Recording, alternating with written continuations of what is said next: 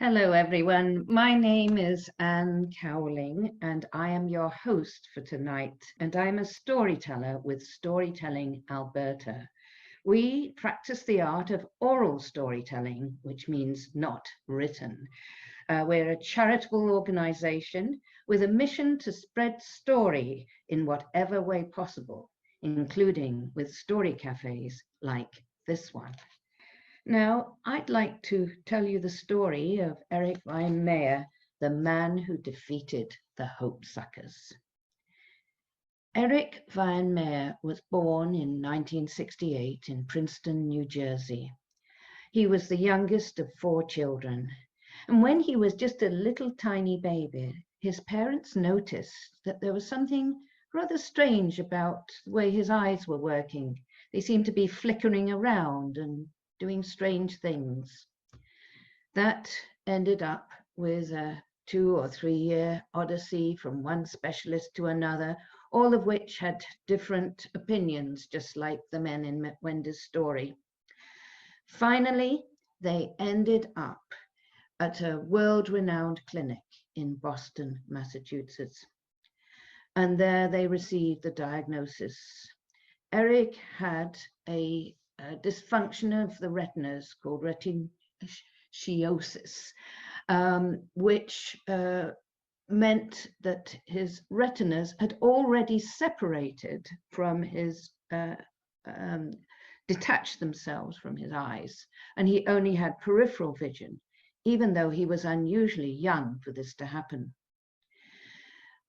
He would be able to see for a while until his early teens, and then his retinas would split apart because of the pressure in his eyeballs, and then he would lose his vision altogether. Well, this was a hard diagnosis to take. The family went home, and his mother, who was a very determined person, immediately set the house into organization. She set up systems for Erik so that he could find his way around and do the things he needed to do.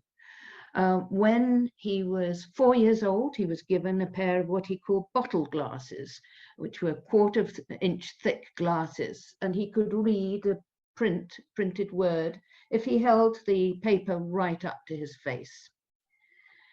When he was 8, he was given a monocular, and he was able to see vision at a distance, and also, to his joy, join his family in movies and be able to watch the action, which was a total revelation for him.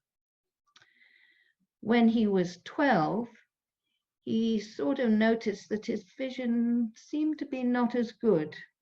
For a while, he told himself that maybe the sun was too bright, or maybe it was too dark, or maybe the air was dry. But eventually he had to say, he had to tell himself that his vision was really not as good as it had been. In his year of being 13, it was a terrible year. His retinas split into several pieces, and he had multiple images, of which only one was right. And that led to some bad accidents. He once fell off a dock by following the wrong image. The age of 14, he'd lost his vision altogether, so the prophecy had come true. Now, I don't know if you remember being 14, but it's a very critical time for anyone, especially a young guy who wants to be cool. He did not want to be in the present. He wanted to be back in the past, shooting baskets with his friends and bombing around on his bicycle and having fun. Not only that, in Connecticut, where they lived, it's the first year of high school, as you might know, and he was now in a new school where there were people who had not known him when he still had sight. He did not want to be a blind dork with a white cane and a sheaf of braille under his arm, and he resisted every effort to help him adjust to his new situation. It was hard to know what changed things for Erik, but a few things started going right. One was that he started to find a love for language. the beauty of words. And he realized it was only his fumbling with Braille that prevented him from seeing those wonderful words on the page. He also realized, although he might fumble a bit in daylight with his white cane, at nighttime, when he was bombing through the woods with his friends, he ran faster and better than his friends who were stumbling about in the dark. Then came the time for him to sign up for sports. And he realized suddenly, to his surprise, that he now had an opportunities he hadn't had before. Oh yes, team sports were out, but he'd never been able to do contact sports while he still had vision, because he might impair the vision that he got. Now he had no vision. He could go right ahead. So what was there out there? Wrestling. Wrestling. A blind kid wrestling. So he signed up. And then he found he was very good at wrestling. He was a tough, wiry guy, not too big at the start, but that first day, he was able to hold off a pin from the team captain twice as long as any of the other newbies on the team. He found he had, in his short time of having no vision, he had developed skills that sighted kids didn't have. For instance, he could hear the opponent moving around on the mat, and he could anticipate what strategy they were just about to use and catch them by surprise. Then he also could tell from a handshake the fitness level of his opponent. And if it was a soft handshake, he would listen to hear them tiring, and he would know to press his advantage. After a month or two, the first meet came up, and at the last minute, Erik was substituted when one of the senior wrestlers was injured. The coach said later that he felt that he was feeding him to the sharks. But Erik won his bout and brought the house down. It was wonderful. And over the years, Erik became the team captain. And eventually, he and the team went off to represent their state at the national championships. So life went on for a bit. After about a year and a half, Erik went off to a blind skills training camp in near Boston, Massachusetts. It was a summer camp, a month-long summer camp. And amongst the many activities offered was climbing. Blind kids climbing. But everyone was doing it. So Erik signed up. And that day, all of them made it to the top of the cliff face.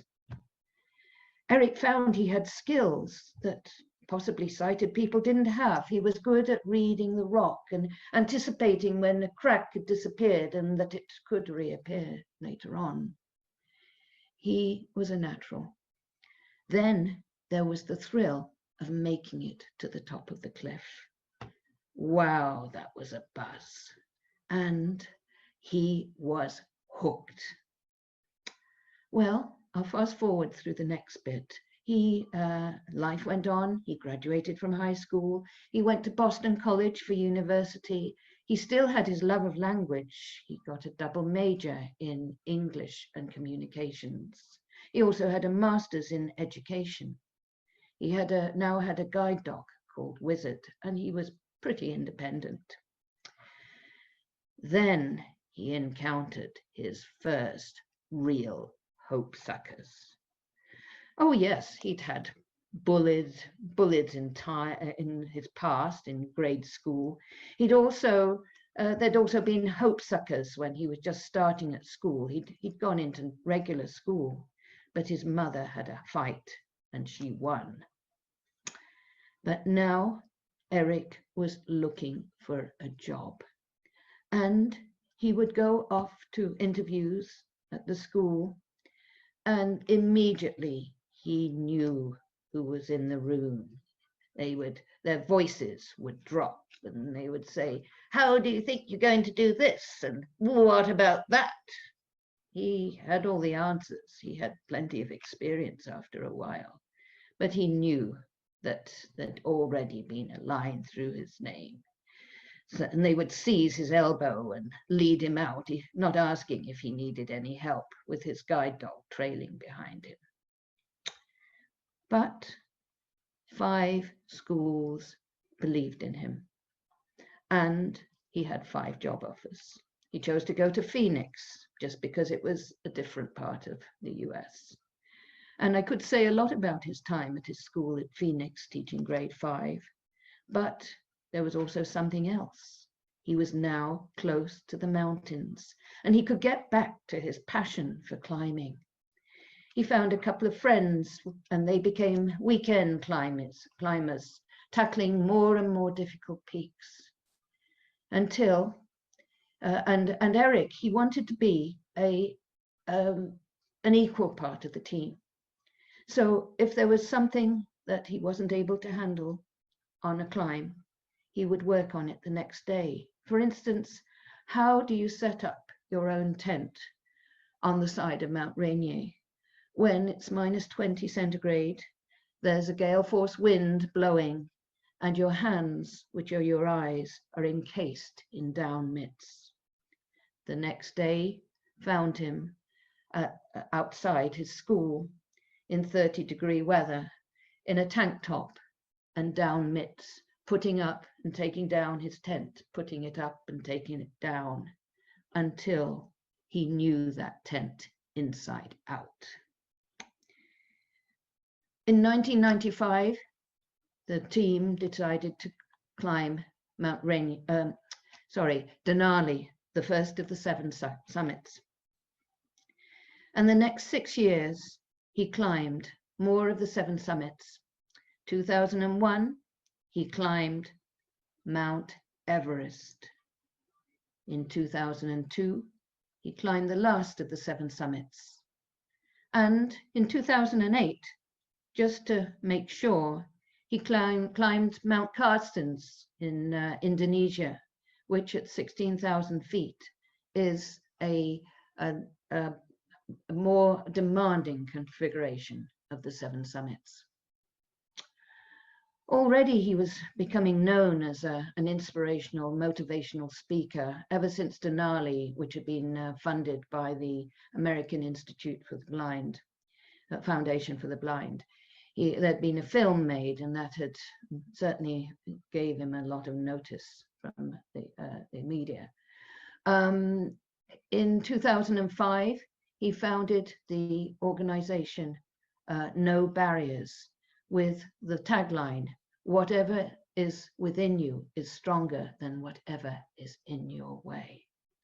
And I could talk a lot more about what No Barriers does. It's to help people facing challenges of whatever kind in their lives, like climbers who've fallen and become paraplegics. He led a group of blind climbers on a mountaineering expedition in Tibet. But where does this story end? He's had more and more adventures, but the story ends with today, with Erik, who is now able to contemplate the future, whatever challenges lie ahead, and is okay about the present. And sometimes that can be a challenge even greater than climbing Mount Everest. Thank you. So I'll just pause to reflect, because I now have to carry on. And of course, with any story in real life, you can never know all the answers. Sometimes we're taken by surprise, as Erik did, and sometimes with a little bit of luck. And now we come to the end of our journey for the moment. I would like to thank our tellers, Chantal, Wendy, Maria, Gordon, and our wonderful musician and tech person, Doreen. A special thanks to Wendy for support and mentorship along the way. We also like to thank many wonderful volunteers who helped this cafe come to fruition, including June and Madiha. We also thank our sponsor, the Alberta Foundation for the Arts, who gives us a much appreciated arts presenting grant, which covers a portion of our costs. We are very grateful to you, our audience, for your generous donations and support for this event. It's been wonderful to have you with us. Thank you so much for joining us on this journey.